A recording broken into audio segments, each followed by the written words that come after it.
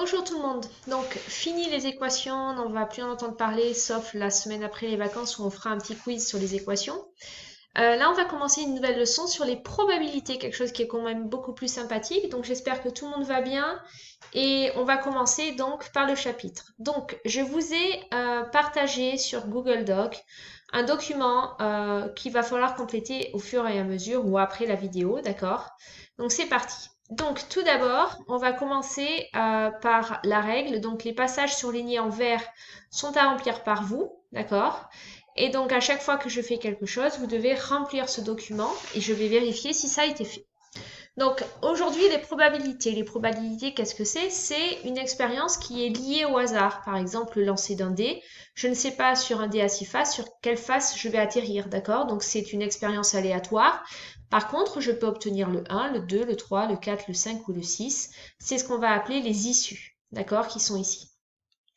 L'ensemble de ces résultats s'appelle l'univers. Généralement, il se note cet univers oméga. Donc, pour pouvoir parler de probabilité, il va falloir définir certaines choses. Donc, la première chose ici, c'est qu'un événement ne peut pas se réaliser. Un événement qui ne peut pas se réaliser, c'est ce qu'on appelle un événement impossible. Un événement qui va forcément se réaliser, c'est ce qu'on appelle un événement certain. Voyons cette définition, là, ces deux définitions à travers des exemples. Donc, en lance un dé équilibré à 6 faces, l'univers possible, c'est-à-dire les différentes possibilités que je peux obtenir, sont 1, 2, 3, 4, 5 et 6. Donc, donner un événement. Un événement, qu'est-ce qu'un événement? Un événement, c'est ce qu'on veut obtenir. Par exemple, un événement, c'est obtenir un 2. Donner un événement impossible. Bah, si je lance un dé à 6 faces, je ne peux pas obtenir le nombre 7. Donc, obtenir un 7 est impossible. Par contre, donner un événement certain, si je lance mon dé et que je dis, voilà, je veux obtenir un nombre compris entre 1 et 6, ça, c'est un événement qui est certain, c'est sûr que ça va arriver. Maintenant, regardons, s'intéressons à la couleur des yeux d'un élève. On peut avoir bleu, vert, gris, noir, marron, etc. Donner un exemple d'événement, par exemple, l'élève a les yeux bleus. A les yeux bleus. Ça, c'est un événement possible. Et donner un événement impossible, par exemple, l'élève a les yeux violets, qui est un événement impossible. Ensuite, donc, une probabilité, c'est quoi? C'est la chance d'obtenir une expérience, c'est-à-dire un nombre, parmi l'ensemble des issues possibles. Cette probabilité, elle est toujours comprise entre 0 et 1. D'accord? C'est la chance qu'elle a de se produire. Plus une issue a de chances de se réaliser, plus sa proba est proche de 1.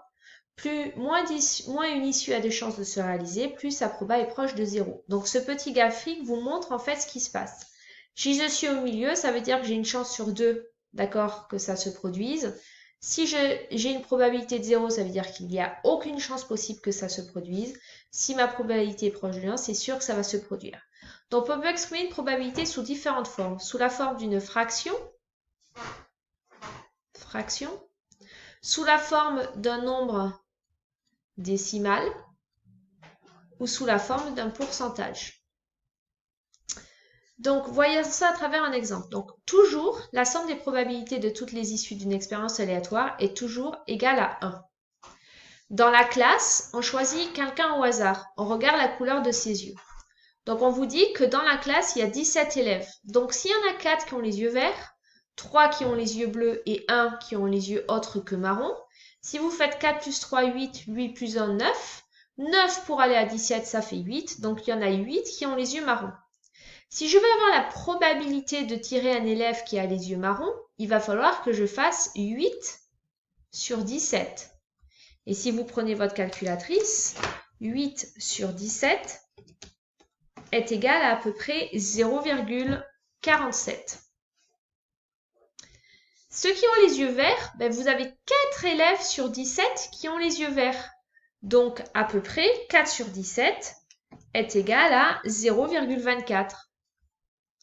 Vous avez 3 élèves sur 17 qui ont les yeux bleus, donc la probabilité est à peu près égale à 0,18. Et ensuite, vous avez un élève sur 17 qui a les yeux autres. Donc, si je regarde la probabilité, ça fait donc 1 sur 17 et ça fait à peu près égal à 0,06. Maintenant, si je fais la somme de tout ça, je vais trouver égal 1. Donc, j'espère que vous avez compris. Donc, pour calculer la probabilité, d'accord, on va s'intéresser tout d'abord à ce que c'est qu'un événement équiprobable. Un événement équiprobable, donc on appelle une situation d'équiprobabilité, une expérience dont toutes les issues ont la même chance d'apparaître. Donc si l'expérience comporte n issues possibles, n issues équiprobables, la probabilité de chacune des issues est égale, on va la noter P, cette probabilité est égale à 1 sur n. Donc, on vous dit de choisir un élève dans une classe. Prenons la classe des 4B. Dans cette classe-là, on est d'accord qu'il y a 19 élèves. Mais si vous voulez avoir la chance de tirer votre nom dans la liste, c'est bien 1 sur le nombre d'élèves. Donc, si on est dans la classe des 4B, il y en a 1 sur 19. Maintenant, on prend un jeu de cartes de 32 cartes. La probabilité que ça soit l'as de cœur, vous êtes d'accord qu'il n'y a qu'un as dans le jeu, un as de cœur, sur les 32 cartes possibles. Donc, on est d'accord que ça fait 1 sur le nombre de cartes. Donc, la probabilité d'un événement est égale à la somme de toutes les probabilités des issues qui le réalisent. Donc, quand on a des événements et des issues qui ont la même probabilité d'apparaître, on appelle ça une situation d'équiprobabilité. Si vous vous rendez compte que les probabilités des issues possibles ne sont pas les mêmes, ça veut dire qu'il n'y a plus de situation d'équiprobabilité. Regardons cela à travers un exemple. On vous dit qu'on lance un dé, mais ce dé a été truqué. 1, 2, 3, 4, 5, 6 sont les faces qui peuvent apparaître. Et en dessous, on a mis la probabilité de chacune des faces. Si on était dans une situation d'équiprobabilité, chaque face aurait une chance sur 6 d'apparaître. Si je fais une chance sur 6 sur ma calculatrice, ça fait à peu près 0,17. Vous regardez ici, vous remarquez qu'il n'y a pas de 0,17. Toutes les probabilités ici sont différentes. Donc, quand on vous dit est-ce qu'il y a équiprobabilité, vous marquez non, car toutes les probabilités sont différentes. Deuxième question, on vous demande de donner la probabilité d'événement, obtenir un nombre impair. Donc, un nombre impair, vous avez le 1 possible, vous avez le 3 possible et vous avez le 5 possible. Donc, pour avoir la probabilité totale, il suffit d'additionner les 3. Donc, 0,3 plus 0,4 plus 0,05. Ce qui nous donne un résultat de 0,75. Donc, la probabilité d'obtenir un nombre impair est de 0,75 ou 75%, ou on peut écrire ça sous la fraction 3/4. C'est la même chose, d'accord, par rapport à ce que j'ai dit tout à l'heure. Et enfin, donc, formule que vous devez avoir appris sur le bout des doigts, pour calculer la probabilité d'un événement A, on va regarder le nombre de possibilités qui réalisent A et on va diviser ça par le nombre total de possibilités. Voyons cela à travers un exemple. On tire une carte dans un jeu de 30 cartes et on donne la probabilité des événements suivants. On veut avoir la probabilité de A, obtenir une dame. Dans un jeu de cartes, vous savez qu'il y a 4 dames. Donc, s'il y a 4 dames, d'accord, excusez-moi, je vais vous brancher mon ordinateur. Donc, s'il y a 4 dames, la probabilité d'avoir de A, c'est le nombre de dames sur le nombre de cartes.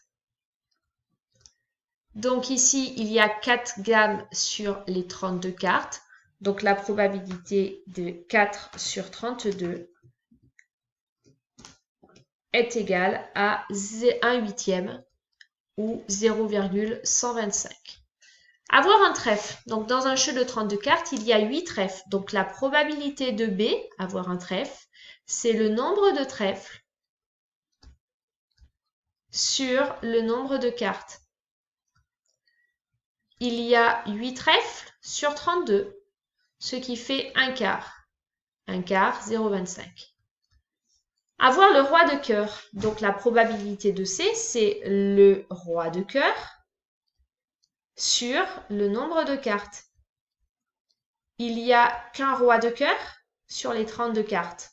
Donc, si je fais 1 sur 32, j'obtiens une probabilité de 0,03125. Et la dernière probabilité, l'événement D, avoir le 12 de cœur.